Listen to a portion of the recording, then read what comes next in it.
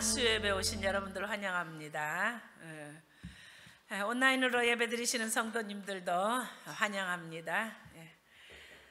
룻기서 우리 계속 강의하고 있는데요. 우리 말씀 듣기 전에 먼저 한번 같이 한 목소리로 중보하며 기도하도록 합니다. 소리내어서 우리 같이 기도합니다. 하나님 아버지 감사합니다. 저희들 오늘 바쁜 일손을 놓고 이렇게 주님 앞에 나와서 예배하며 말씀을 묵상하며 중보하며 기도할 수 있도록 은혜를 주시는 것을 감사합니다. 저희들이 평안한 가운데 정말로 주님의 은혜 중에 이렇게 살고 있습니다. 그러나 이 세상 한쪽 구석에서는 우크라이나와 러시아의 전쟁으로 수많은 사람들이 죽고 집을 잃고 아이들이 학교에 가지 못하고 다치고 병들고 고통받고 있는 수많은 사람들이 있습니다. 주님의 눈은 그곳을 향하여 보고 계시는 줄 압니다. 기도합니다. 하나님 불쌍히 여겨주시고 전쟁이 속히 종식되게 해주시고 전염병으로 고통받고 있는 북한의 우리 동포들을 긍휼히 여겨주시어서 잘못된 통치자를 만나서 저들이 고통받고 있습니다. 하나님 그 백성을 향하여 하나님이 긍휼을 베풀어 주시옵소서. 오늘 드리는 예배를 기뻐 받아 주시옵소서. 예수님의 이름으로 감사하며 기도합니다. 아멘. 오늘 순서는 룻기서 2장입니다. 1절부터 7절까지 같이 한 목소리로 읽겠습니다. 나오미의 남편 엘리멜렉의 친족으로 유력한 자가 있으니 그의 이름은 보아스더라.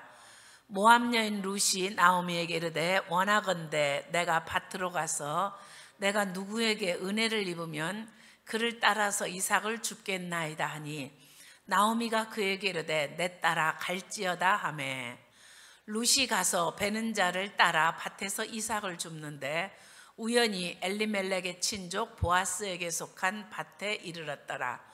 마침 보아스가 베들레헴에서부터 와서 베는 자들에게 이르되 여호와께서 너희와 함께 하시기를 원하노라 하니 그들이 대답하되 여호와께서 당신에게 복 주시기를 원하나이다 하니라.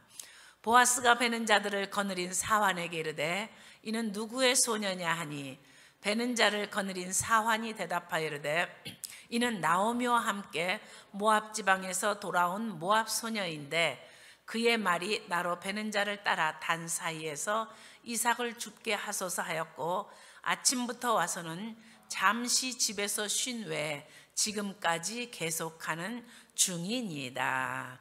아멘. 할렐루야. 우리 현 집사님 오셨네요. 감사해요. 수요예배 우리 교회로 집이 가깝다고 와도 되냐고 전화 오셔서 베리 웰컴입니다. 편안하게 오세요. 끝나고는 이따 또 기도하는 시간이니까 제가 별도로 인사드리지 못해도 기도하시고 돌아가시기 바랍니다. 지난 시간까지 우리가 1장을 몇 시간에 걸쳐서 보면서 나오미가 이방 여인 며느리 룻을 데리고 베들레헴 고향으로 돌아오는 이야기까지 이제 우리가 1장에서 봤죠. 자, 이제 2장을 시작합니다.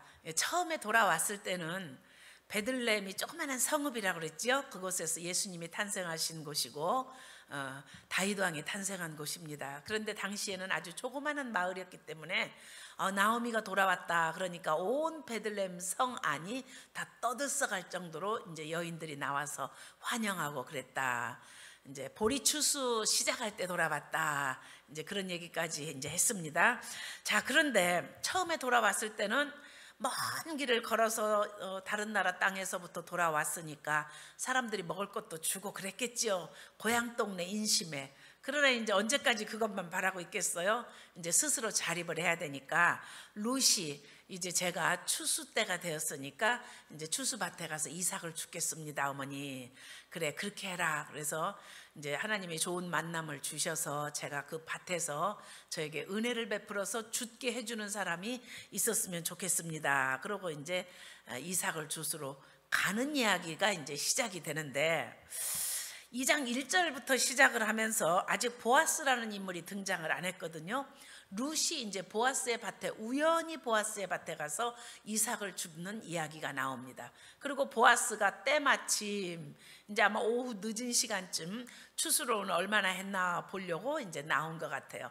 때마침 보아스가 이제 왔다는 거기까지 이제 오늘의 내용인데 보통 스토리를 전개할 때 여러분들이 작가들이 글을 쓸 때 스토리를 따라서 쓰고 보아스가 아직 등장을 안 했기 때문에 룻이 어디 밭으로 갔다, 우연히 보아스의 밭으로 갔다, 그런데 때마침 보아스가 왔다, 이렇게 해서 보아스의 그 이름이 뒤에 나와야 되는데, 여러분이 읽는 대로 2장 1절을 시작하자마자 아직 룻이 보아스의 밭에 도착하지도 않고 시어머니하고 지금 내가 밭에 이삭 주스로 갈 겁니다 하는 이야기하기 전에 얼마나 성급하게 보아스의 이름이 먼저 나오는지 이 문맥을 보면 여러분들이 짐작을 하실 겁니다.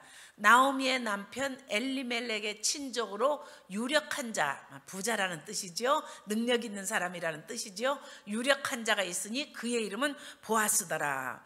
자, 이 룻기의 저자가 이 2장에 들어서면서부터 지금 마음이 빨리 보아스라는 사람에 대해서 이야기하고 싶은 그런 걸 우리가 뉘앙스를 느낄 수가 있잖아요. 보아스 아직 등장도 안 했는데 보아스의 이름부터 2장 1절에 이야기를 하면서 모압 여인 룻이 시어머니 나오미에게 내가 밭에 가서 이삭을 좀 주겠습니다, 이제 그런 이야기를 합니다. 자, 여기서 우리가 이제 2장부터는 진짜 주인공이 누구냐 하는 것을 알 수가 있어요. 사실 룻기서의 주인공은 룻과 나오미인 것 같지만 진짜 주인공은 보아스 이야기를 하는 겁니다. 왜냐하면 보아스는 구원자이신 예수님의 모형이거든요. 그래서 룻기서 2장을 시작하자마자 저자가 보아스라는 이름이 먼저 막 나오는 것은 드디어 구원자가 곧 등장하신다. 룻과 나오미 같이 정말로 생계가 어렵고 막막하고 먹고 살 수 있는 그런 힘이 없는 이런 불쌍한 여인들, 남편 잃고 자식 잃고 정말로 세상에서 아무 소망이 없는 이 여인들이 하나님의 집으로, 고향 땅으로, 신앙의 공동체로 돌아왔을 때 드디어 구원자가 나타나서 일하기 시작한다는 그것을 강조하기 위해서 지금 보아스의 이름이 먼저 등장을 해요. 보아스의 이름의 뜻은 능력이라는 뜻이거든요. 능력. 하나님의 능력이시다 이런 뜻인데, 지금 친족이라 그래요. 나오미의 남편 엘리멜렉의 친족이다. 그래서 이제 우리가 나중에 보게 되면 이 친족이 기업물을 자가 되지요. 기업물을 자라는 것은 친척 구원자라는 뜻이에요. 영어 성경에는 kinsman redeemer 이렇게 돼 있어요. 영어 성경에는 친척인데 구원자라는 겁니다. 친척 중에서 가난한 사람 또는 뭐 이렇게 여러 가지 문제가 있는 사람이 있으면 그 친척 중에서 기업물을 자가 나타나서 이 사람들을 구원해 주는 거예요. 구속해 주는 겁니다. 그런데 이 친척 중에서 기업물을 자가 되려면 3가지 조건이 있어야 돼요. 첫째는 꼭 친척이어야 됩니다. 남은 안 돼요. 두 번째는 능력이 있어야 돼요. 유력한 자라야 돼요. 왜냐하면은 여러 가지 이렇게 경제적인 도움을 줘야 되기 때문에. 그리고 이제 3번째는 자기가 자원하지 않으면 소용이 없어요. 자원해야 돼요. 그래서 이 3가지, 친척이어야 되고, 그리고 능력이 있어야 되고, 또 자원해 줘야 되고, 이 3가지가 갖춰져야만 kinsman redeemer라, 그래서 친척 구원자가 될 수가 있는 겁니다. 그런데 이 기업물을 짜인 이 친척 구원자는 3가지를 구속해 줄 수가 있어요. 첫째는 땅이에요. 친척이 너무 가난해서 땅을 팔려고 그러면 이 친척이 능력자가 이 kinsman redeemer가 사줘야 되는 거예요. 자기가 자원해서 땅을 사주는 겁니다. 자, 그리고 이제 또 하나는 노예로 팔려간 형제나 친척이 있으면 자기가 대신 돈을 지불하고 그 노예에서 자유의 몸이 되게 해주는 거예요. 또 하나는 과부입니다. 이거는 조금 오늘날의 우리 현대사회의 상식으로는 좀 이해하기 어렵지만, 그때 당시에는 과부가 되고 남편도 없고 자식도 없는 여자는 먹고 살 수가 없어요. 누군가가 이 과부를 데리고 가서 그 죽은 남편의 이름으로 그 호적에 올릴 자식을 낳게 해주고, 그리고 대를 잇게 해주고 이 여자의 봉양자를 만들어줘야 되는데, 바로 이제 그런 의미에서 이렇게 과부를 돌봐주는 그 리디머예요. 친척 리디머. 근데 자식을 낳아도 자기 자식이 아니고 자기는 양육해줘야 되고 돈만 들어가고, 그래서 누가 원하지 않을 때는 그 자원자가 없을 적에는 이제 할 수 없이 못하는 겁니다. 자, 바로 보아스가 나오미와 룻 두 과부 여인들에게 친척 구원자로 이제 나타나는 것이 오늘 룻기 전체의 내용이기 때문에, 그래서 2장을 시작하자마자 보아스의 이름이 막 나오는 거예요. 여러분, 보아스라는 이름을 어디서 좀 들은 것 같지요? 여기 룻기서 말고도 훗날 다윗 왕이 태어나고 다윗 왕의 아들인 솔로몬이 성전을 지었을 때 그 성전 앞에 노수로 만든 큰 기둥이 세워져 있는데 하나의 이름은 야긴이요 하나의 이름은 보아스라. 이제 생각이 날 듯 말 듯 하지요. 열왕기 상하도 안 읽어보고 역대 상하도 안 읽어봐서 나 그런 얘기 처음 듣는데 그러는 분 없죠? 예. 야긴이라는 무슨 뜻이냐면 그가 세우실 것이다. 하나님의 성전 앞에 두 기둥을 세운 것은 하나님이 상징하시는 의미가 있잖아요. 그가 세우실 것이다. 하나님의 성전, 하나님의 교회는 하나님이 세우시는 줄로 믿습니다. 예, 교회는 하나님이 세우신 거예요. 하나님이 세우신. 자, 야긴이라는 그 뜻이고요. 보아스라는 것은 그에게 능력이 있다. 교회를 세우신 하나님, 성전을 세우신 하나님, 그 하나님은 능력의 하나님이시라는 거예요.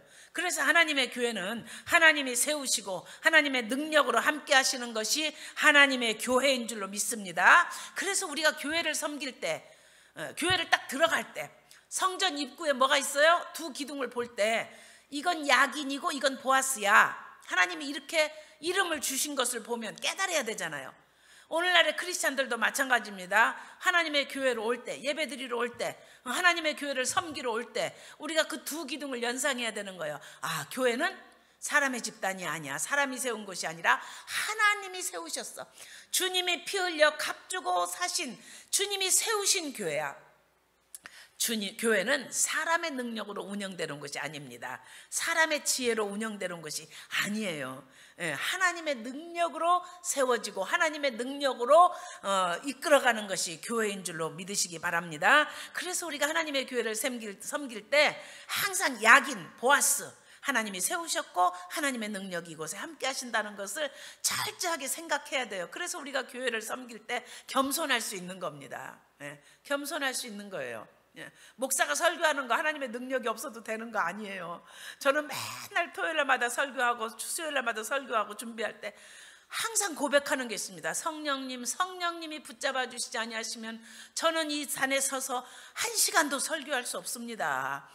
성령님이 붙잡아 주셔야만 합니다. 이것이 목사의 고백뿐이겠어요? 여러분들이 교회를 섬길 때도 하나님이 능력을 주시니까 할 수 있는 거지요. 할렐루야. 교회는 하나님이 세우시고 하나님이 능력이 함께 하시는 것이에요. 바로 그 구원자가 예수님이세요. 자, 예수님이 그러니까 구약의 이 킨즈맨 리디머의 그 친척 구원자가 상징적으로 앞으로 오실 예수님을 의미하는 거예요. 그래서 보아스가 예수님의 모형인데 예수님이 친척이어야 된다, 꼭 친척이어야 된다 하는 건 뭡니까? 예수님은 하나님의 아들로 우리를 구원하셨지만 하나님으로 구원하신 게 아니에요. 하나님이시면서 동시에 인간의 몸을 입고 오신 거예요. 우리하고 똑같은 친족으로, 우리하고 똑같은 형제로 오신 거예요. 그래서 히브리서 2장 11절에 보면 그러므로 형제라 부르시기를 부끄러워하지 아니하고 그랬어요. 하나님의 아들 예수님이 사람의 몸을 입고 오셔서 당신은 큰형님이고 우리는 아우라는 겁니다. 그런데 당신이 사람의 몸을 입고 오셔서 우리하고 형제된 것을 부끄러워하지 아니하셨다. 그래서 친족으로 오신 겁니다. 우리하고 같은 인간의 몸을 입고 오신 거예요. 또 하나 예수님은 유력자지요, 능력이지요. 하나님은 능력이, 구속의 능력이, 우리를 구원해 줄 수 있는 능력이 있으신 하나님이시지요. 또 자원에서 십자가를 지셨잖아요. 우리의 구속자, 우리의 구원자가 되시기 위해서 이제 자원에서 십자가를 지신 겁니다. 그래서 참 보아스가 이렇게 기업물을 자가 되어서 룻과 나오미를 구원해 준 이 사건은 뭐 시어머니가 효도하면 복 받는다 이런 도덕적 차원의 말씀이 아니고요. 여기에 구원의 메시지, 구원자이신 예수님이 오실 것에 대한 메시지가 여기에 들어있는 겁니다. 그래서 유대인들은 항상 오순절이 되면 이 룻기서를 낭독한다고 그랬지. 오늘도요. 왜 룻기서를 낭독해요? 오순절에는 추수를 보리추수, 밀추수를 마치고 하기 때문에 룻기서를 보면은 그 추수의 장면들이 나오기도 하고, 또 다윗 왕이 생일이 오순절입니다. 돌아가신 날도 오순절이에요. 유대 역사에 보면. 그렇기 때문에 다윗 왕의 증조 할머니 할아버지인 룻과 보아스의 이야기를 읽으면서 이스라엘 민족들이 이제 결속하는 그런 시간이 오순절이기 때문에 오늘날의 유대인들도 오순절을 철저하게 지키면서 룻기서를 둘째 날에 꼭 읽는다고 제가 그랬죠. 그래서 이제 이렇게 구속자에 대한 말씀이 바로 룻기서의 핵심이에요. 바로 복음이 거기에 들어있는 겁니다. 참 구속자, 구원자가 없었으면 나오미와 룻이 어떻게 됐었을까요? 예. 저는 어제 그저께 저희 교회 새벽기도 나오시는 다른 교회 권사님이 계세요. 근데 이분이 저한테 카톡으로 자기 손녀, 초등학교 이제 한 1, 2학년 된 그 손녀가 합창단에서 막 이렇게 노래하는 거를 이렇게 보내주셨어요. 그래서 제가 이제 그걸 읽어보고 이렇게 보고 마음에 그냥 막 눈물이 그냥 울컥 났어요. 사연이 있는 겁니다. 그분이 저한테 그런 걸 보내주실 때는. 이 그 손녀가 태어날 때부터 기형으로 태어났어요. 소장 대장이 없고 학문이 없는 그런 기형으로 태어난 아이인데 한국에서 부모가 버린 아이입니다. 근데 이 권사님 딸이 결혼을 했는데 아이가 없으니까 한국에 이제 아기 입양을 신청을 한 거예요. 근데 순서가 3번째입니다. 2사람 있고. 그래서 이제 아이가 하나 이제 입양할 수 있는 6개월 정도 된 아이가 있다고 그러는데 기다리는데 앞에 2사람이 포기했다는 거예요. 그래서 이제 사연을 들어보니까 이 아이가 태어나자마자 학문도 없고 대장 소장도 없는 기형으로 태어나니까 아이가 살 수가 없잖아요. 근데 어떤 간호사 한 분이 자기 근무 시간 외에도 밤에 집에도 안 가고 이 아이를 지키면서 옆에서 죽을 고비를 여러 번 넘기게 하고 그리고 수술을 해서 이렇게 이제 배에서 호스로 해가지고 대변을 이렇게 그러니까 갓난아기 때부터 대변 주머니를 여기에 이제 달고 사는 아이입니다. 그러니까 참 정상적인 생활을 하기가 참 어렵잖아요. 더군다나 여자아이가. 그러니까 앞에 2명이 취소를 한 거예요. 그래서 이제 3번째 이런 아이인데도 당신 입양을 하겠느냐. 그래서 이제 친정엄마한테 물어보더래요. 그래서 친정엄마는 아이고 그런 애 키우다가 중간에 죽으면 우리 딸이 얼마나 상처를 받을까. 키우다 정들다가 죽으면 아이가 장애인 거는 괜찮은데 얼마 못 살고 죽으면 자기 딸이 상처받을 걸 생각해서 하라고를 못 하겠더래요. 근데 이 권사님이 참 사람이 성품이 참 어진 분이에요. 그랬더니 딸이 엄마 내가 일주일 기도해보고 결정할게. 그래서 일주일 기도를 했는데 딸이 어떻게 할래? 그러니까 그러더래요. 엄마 내가 이 아이를 기르지 않으면 그럼 누가 기르겠어 이 아이는. 그래서 내가 그냥 기를 거라고 입양하겠다고. 그래서 이제 입양해서 초등학교 들어가기 전까지 여기다가 이제 이 대변 주머니를 차고 사는 거예요.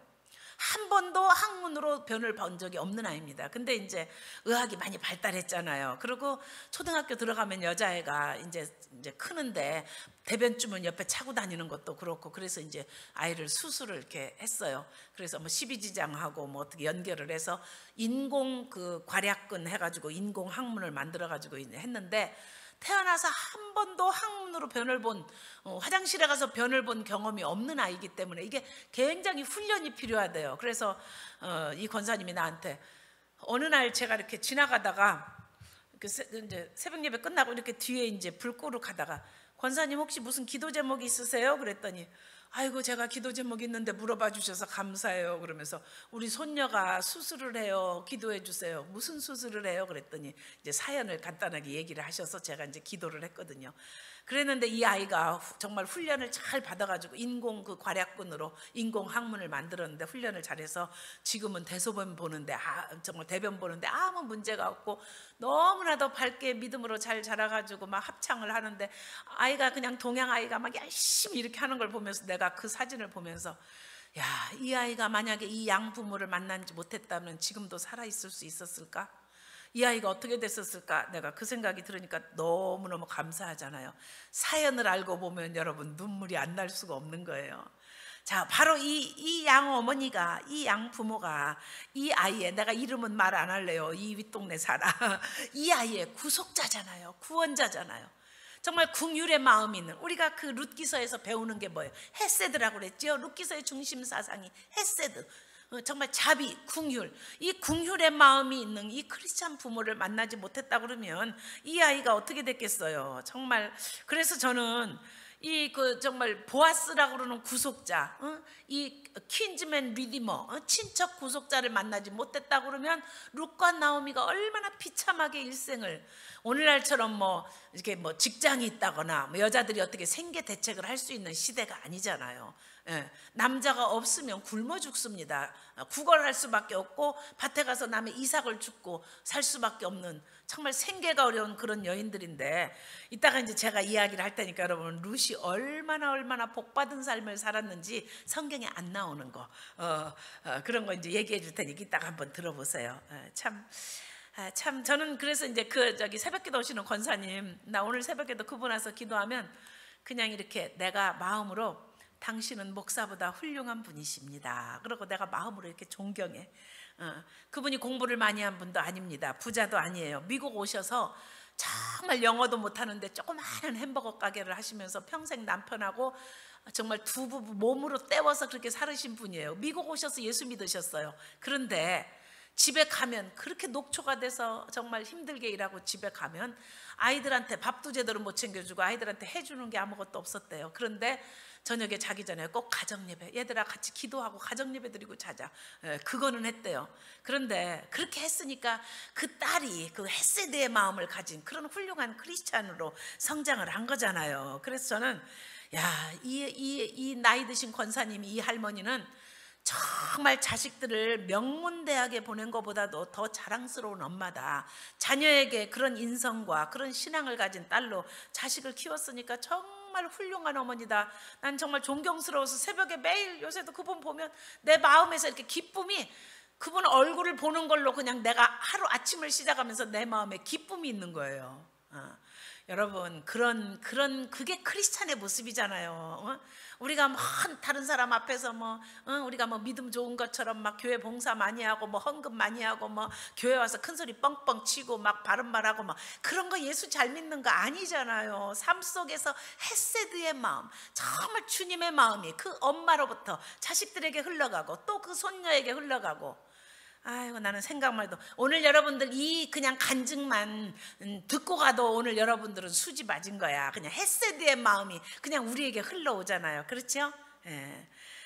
자, 룻과 나오미가 이방 땅에서 베들레헴 아버지의 집으로, 떡집으로, 신앙 공동체로 돌아오니까 주님이 이미 구원자 보아스를 예비해 놓으셨는데, 여러분 기적은요 막 기적을 기대한다고 나타나는 것도 아니고 그냥 정말 우연히 하루하루를 하나님을 의지하면서, 하루하루를 이 불쌍한 과부가 하나님을 의지하면서 하루하루를 살고 있는데 어느 날 정말로 우연히 기적이 나타나는 거예요. 그런데 사람이 볼 때는 우연이지만 하나님이 보실 때에는 하나님의 섭리예요. 하나님이 섭리하신 겁니다. 그래서 3절 4절에 보면 우연히라는 말이 나오고요, 우연히 보아스의 밭에 이르렀다. 그리고 4절에 보면 마침 그때 보아스가, 마침 그때라는 건 언제예요? 룻이 거기에서 이삭을 줍고 있는 시간이에요. 마침 그때 보아스가 온 거예요. 보아스는 사환에게 맡기고 청지기에 맡기고 부자니까 거기에 꼭 안 와도 되는데 밭이 많잖아요. 추수하는 곳이 많잖아요. 근데 마침 그때 룻이 이삭을 줍고 있는 그 자리에 보아스가 온 겁니다. 만약에 그때 보아스가 오지 않았다 그러면 룻은 그 다음 날은 다른 사람의 밭으로 갈 수도 있고요. 근데 하나님이 어쩌면 그렇게 우연인데 필연으로 그렇게 만드셨잖아요. 여러분 우리 크리스찬들의 삶 속에는요 우연인데 우연이 아닌 필연이 있어요. 이 룻과 보아스의 결혼은 이미 하나님이 예비하신 섭리인 줄로 믿으시기 바랍니다. 여러분 우리가 하나님의 뜻대로 살면요 하나님이 꼭 만남이, 예비하신 만남이 있어요. 예비하신 만남이. 할렐루야, 할렐루야. 예비하신 만남이 꼭 있어요. 자, 저는 이제 지난번에 제가 그런 얘기 했을 거예요. 보아스는 나이가 많은데 룻 보고 내 딸아 이렇게 한 걸 보면 나이 차이가 상당히 많은 사람인데 일부 다처제인 시대이기 때문에 아마 보아스가 이렇게 부자가 그냥 혼자 살았을까? 노총각이었을까? 제가 이제 그런 얘기를 했는데 내가 오늘 설교 준비를 하면서 생각하니까 나는 왜 이렇게 믿음이 없는지 몰라? 보아스가 노총각일 수도 있겠다 하는 내가 오늘 믿음이 생기는 거예요. 왜? 아니 한국의 대통령 된 분, 그 윤석열 대통령, 나는 와이프가 좀 젊어 보여서 이분이 자식도 없고 그래서 재혼을 하셨나 보니까 재혼이 아니에요. 52살 노총각이 결혼을 한 거래. 12살이나 어린 여자하고.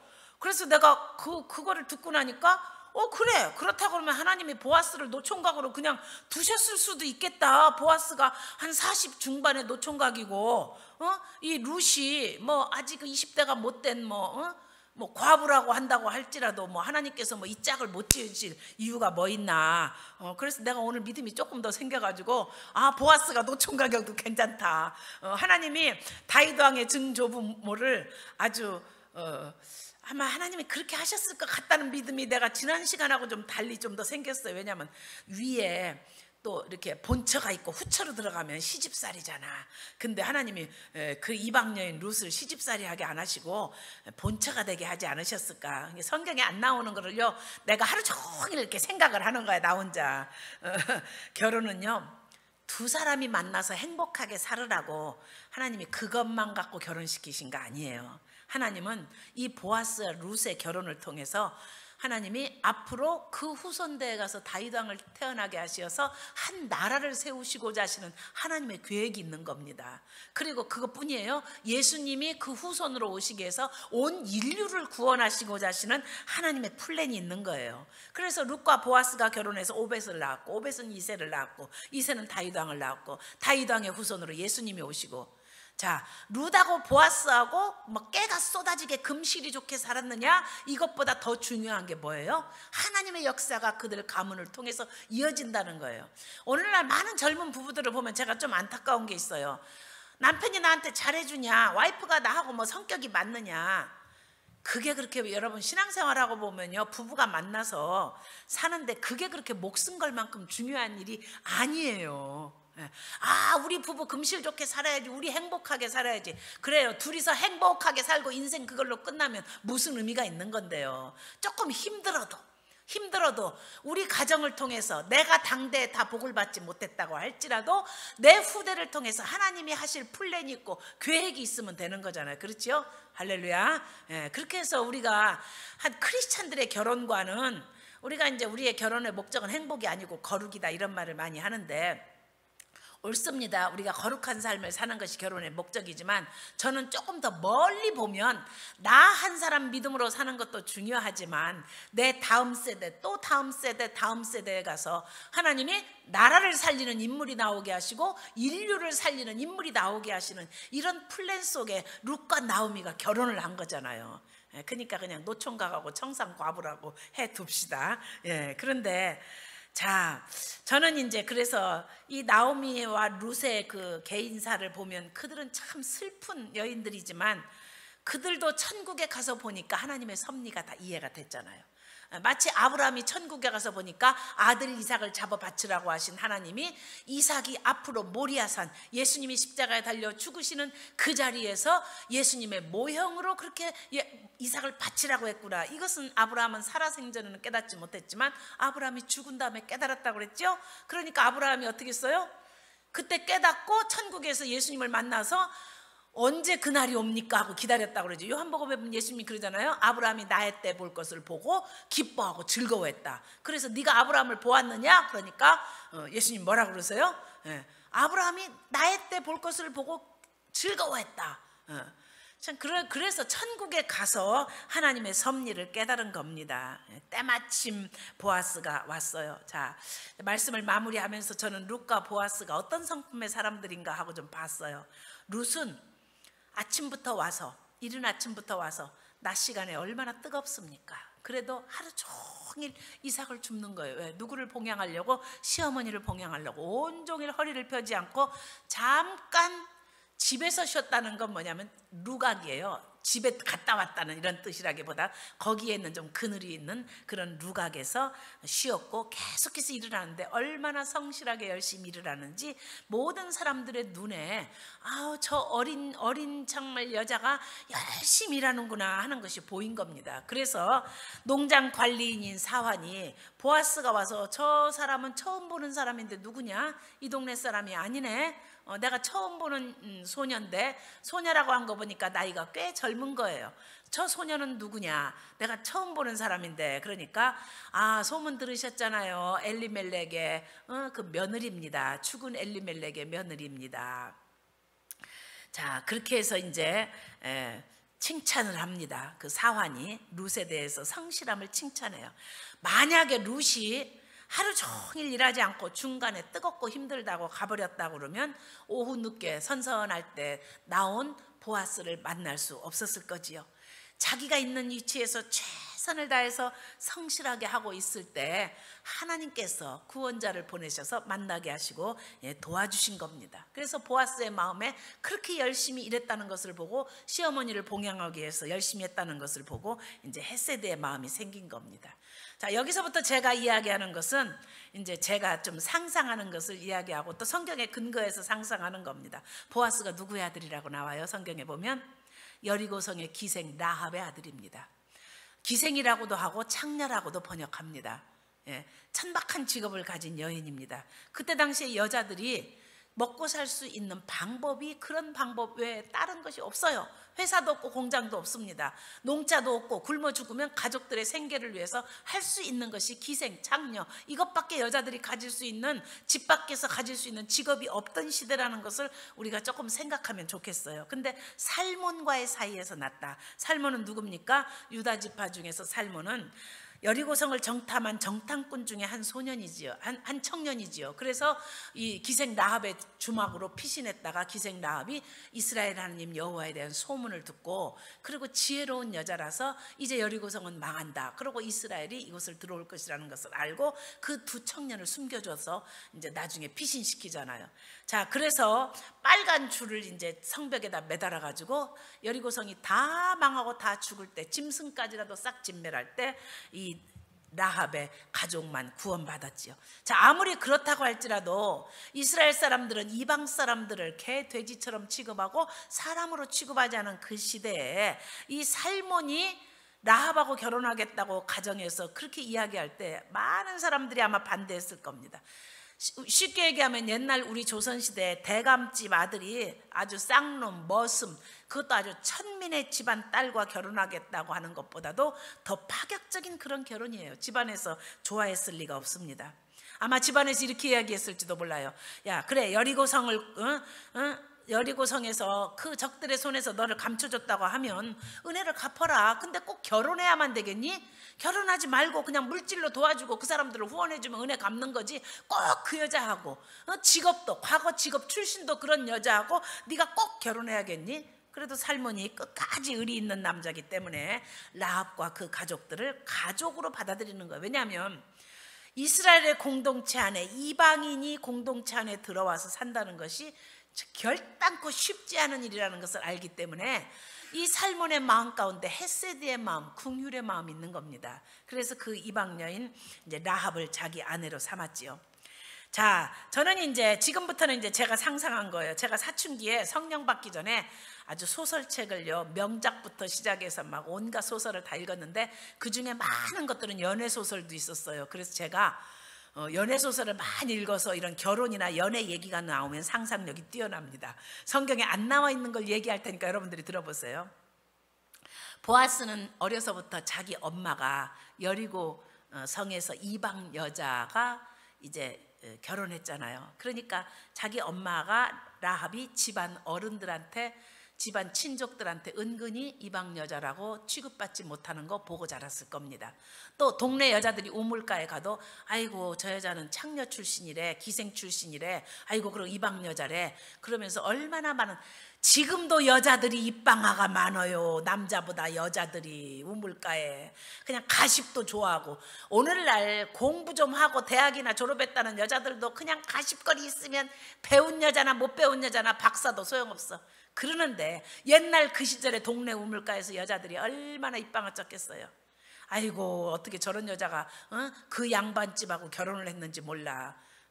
자, 보아스가 자라면서 자기 어머니가 이스라엘 여인들로부터 경시당하고 친척들로부터 무시당하는 거 아마 분명히 보고 자랐을 거예요. 그래서 자기 어머니가 이방 여자라는 것에 대해서 기본적으로 측은히 여기고 불쌍히 여기는 그런 긍휼의 마음이 있는 사람이잖아요. 그런데 이방 여자 룻이 시어머니를 따라서 왔다. 그것을 보고 자기 어머니에 대한 연민이 그 룻이라는 한 소녀를 볼 때 자기 어머니의 젊었을 때의 모습이 생각나면서 동병상련을 느끼지 않았을까요? 성경에 이런 것까지 다 쓰면 성경책이 이렇게 두꺼워집니다. 그래서 그런 거는 상상력이 있고 연애소설을 많이 읽은 사람, 저 같은, 그것도 남자들은 이런 생각을 못해. 여자 목사만이 이렇게 상상할 수 있는 그런 거예요. 재밌죠 여러분? 내가 틀린 말 안 하지. 자, 그런데 정말 보아스가 이방 여인을 사람 취급으로 안 하던 시절에 이방 여인인 룻을 선뜻 자기 아내로 맞아들인다고 할 적에는 어머니에 대한 긍휼의 마음, 어머니에 대한 측은한 마음, 사랑의 마음이 룻에게 이렇게 감정이입이라고 그럴까요? 이런 것이 충분히 있지 않았을까? 갑자기 졸다가 눈이 초롱초롱해지네, 연애 얘기하니까. 그래서 더 사랑스러운 마음이 들지 않았을까? 저는 제 상상이 맞다고 생각을 합니다. 그런데 이런 생각도 해봤어요. 나오미는 시어머니가 이제 룻은 시어머니가 둘이잖아요. 나오미는 룻 며느리를 어떻게 여깁니까? 동네 여자들이 뭐라 그래요? 너에게 10아들보다도 더 귀한 며느리가 너에게 낳아준 아들이다. 오벳을 그렇게 이야기하잖아요. 낳아서 양자로 시어머니에게 준 겁니다. 봉양자로. 섬김이라는 뜻이라고 그랬죠. 오벳이 시어머니를 섬기라는 그 뜻으로 아주 양자를 준 거예요. 자, 그런데 이제 룻이 결혼했는데 보아스하고 결혼했으면 시어머니가 또 한 분 있잖아요. 그 시어머니가 누구예요? 라합이잖아요. 같은 이방 여인이잖아요. 만약에 그 시어머니가 이스라엘 여자였으면, 아니 우리 잘난 아들 보아스가 돈이 없어 뭐가 없어, 왜 이 아들이 늦게까지 장가 안 가고 노총각으로 있더니 왜 하필이면 이방 여자, 그것도 청춘의 과부 되면 재수 없다고 그러는데 왜 이런 여자를 얻어가지고 왔을까? 시어머니가 입이 부러졌을 텐데 아닌 거지요. 그렇죠? 이방 여자로 나처럼 불쌍한 여인, 나는 천박한 기생 창기였었는데 이 여자는 과부네. 과부나 창녀나 뭐가 다를 게 있어요. 그러니까 얼마나 그 시어머니가 나오미를 룻을 불쌍히 여기고 그 시어머니 라합이 잘해줬을까? 상상이 되지요. 상상이 돼. 이런 얘기는 여자 목사한테만 상상으로 듣는 얘기니까 성경에 없어도 난 충분히 그게 상상이 되더라고요. 그래서 이 룻이 보아스하고 결혼한 다음에 양쪽 시어머니한테 사랑받아 나이 지긋하게 많은 보아스가 아버지 같은 사랑 베풀어주고 오빠 같은 사랑을 베풀어줘 얼마나 룻의 인생이 행복했었을까. 자, 근데 룻의 이렇게 행복한 인생이 있기 전에 룻은 청춘의 과부되고 남편이 죽는 아픔도 있었잖아요. 그러나 이것은 하나의 과정이에요. 만약에 룻이 그 죽은 남편하고 결혼하지 않았다 그러면 이스라엘 땅으로 올 일도 없고 보아스를 만날 일도 없는 겁니다. 그러니까 우리는 쉽게 남의 이야기 가지고 판단하지 말라고 그랬죠. 어떤 사람의 인생을 가지고 당신이 이런 일이 있는 것은 이것 때문에 그렇고 이것 때문에 그렇고, 저는 그런 식으로 이렇게 율법적으로 판단하는 거 너무 싫어한다고 그랬죠. 그래서 심지어 룻기에서는 누가 뭘 잘못했다는 말이 없다고 그랬죠. 나오미가 이방 땅으로 갔다 이렇게만 했지 이방 땅으로 갔기 때문에 그 남편이 죽었다 이렇게 정죄하는 말이 없다고 그랬지요. 그리고 남편이 죽었으면 빨리 고향으로 돌아와야 되는데 돌아오지 않고 있다가 두 아들까지 다 죽었다, 완전히 망했다, 이런 표현이 없다고 그랬지요. 만약에 나오미가 이방 땅으로 모압 땅으로 가지 않았다 그러면 룻이 어떻게 이스라엘로 왔겠어요?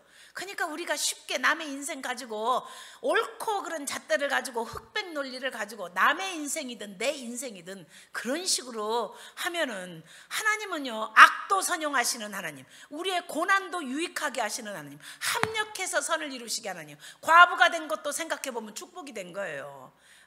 그런데 가끔 저는 예언 사역자들 중에 막 쉽게 예언한다고 그러면서 막 다른 사람의 인생을 가지고 당신이 막 이래서 이런 형벌이 왔고 당신이 이래서 이렇고, 그거는요 초짜들이나 그렇게 하는 거지 정말 영성이 있는 사람은 남의 인생에 대해서 그렇게 쉽게 말하지 않아요. 그냥 하나님이 감동하시면 조금 인격적으로 좋게 이렇게 좋게 어드바이스는 줄 수 있어도 남의 인생을 가지고 이렇다 이렇게 하는 것은 참 경솔한 짓이다 하는 것을 우리가, 그래서 여러분 판단하면 안 됩니다. 쉽게 아이고 저 사람 교회 안 나오더니 주일날 교회 안 나오고 뭐 놀러 가더니 뭐 교통사고 났네, 이런 소리 아주 흔하게 우리 하는 소리거든요. 그런 것들도 아주 안 해야 되는 말이에요. 아이고 저 사람 뭐 교회도 안 나오더니 뭐 병들었네, 그런 말도 우리가 쉽게 하면 안 되는 거예요. 그래서 판단과 정죄를 버리고 하나님의 사랑하는 사람. 어제 아침에 읽은 말씀, 고린도전서 이런 말씀이 있더라고요. 어제 아침에 읽은 말씀 가지고 이제 저희가 윤 목사님하고 큐티를 했는데 하나님은 하나님을 사랑하는 자를 알아주신다. 룻과 나오미가 하나님을 사랑하고 신앙 공동체로 돌아오니까 하나님이 알아주셨습니다. 구원자를 예비해 주셨습니다. 할렐루야. 룻의 연애 얘기, 보아스의 연애 얘기하다 좀 길어졌네. 자, 계속해서 다음 주에 또 우리 드라마 룻기 시리즈 계속하도록 하겠습니다. 하나님 참 감사합니다. 가슴이 따뜻한 이야기입니다. 룻기서를 읽을 때 우리가 정죄받는 느낌이 없고 판단받는 느낌이 없고 헤세드의 마음을 가진 사람 나오미, 헤세드의 마음을 가진 사람 룻, 헤세드의 마음을 가진 보아스, 이런 주인공들을 보면서 우리 마음이 따뜻해집니다. 하나님, 이런 마음을 가진 사람들이 있기 때문에 세상이 따뜻해지는 것을 감사합니다.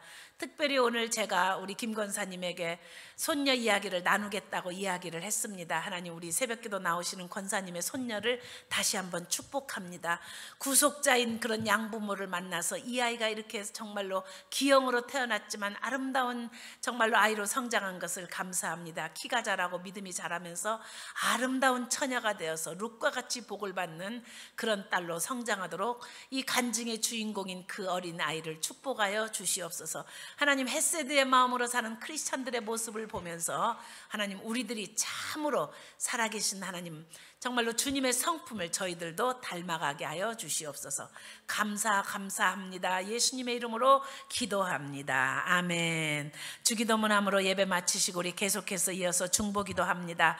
매주 수요일은 우리 자녀들을 위한 기도의 날입니다. 하나의 이름을 부르면서 기도하시고, 믿지 않는 가족들, 친족들이 있으면 위에서 여러분이 구속자, 여러분들이 정말로 구원의 길을 열어주는 그런 사람이 되기를 위해서 기도하시고, 우크라이나 전쟁과 또 우리 조국 대한민국과 우리나라 미국을 위해서 계속해서 또 교회를 위해서 중보기도 하겠습니다. 하늘에 계신 우리 아버지, 이름이 거룩히 여김을 받으시오며 나라의 마옵시며 뜻이 하늘에서 이룬과 같이 땅에서도 이루어지이다.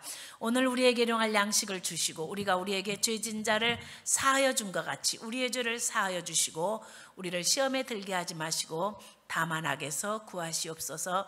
나라와 권세와 영광이 아버지께 영원히 있사옵나이다. 아멘.